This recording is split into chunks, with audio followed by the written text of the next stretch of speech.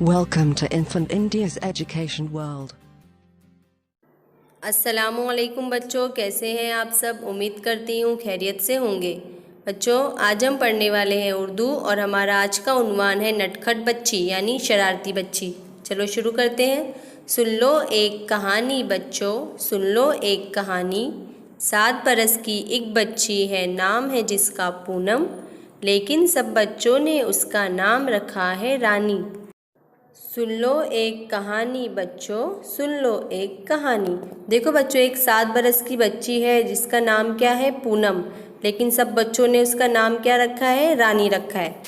Mummy उसको डांट पिलाए या दीदी धमकाए, कहती है कहना मानूंगी, करती है मनमानी। सुन लो एक कहानी बच्चों, सुन लो एक कहानी। देखो बच्चों, मम्मी उसको डांटते हैं, दीदी उसको धमकाते हैं, लेकिन क्या कहती है वो, मैं कहना मानूंगी, लेकिन अपनी ही मनमानी करती है। तब तक सोती ही नहीं हरगिज़, देर हो चाहे जितनी, ये हर रात को सुन नहीं लेती जब तक एक कहानी। सुन लो एक कहानी बच्चों, सुन लो एक कहानी। देखो ये बच्ची कहती बेटा है ना, ये क्या कहती है कि तब तक नहीं सोती जब तक ये कहानी ना सुन ले।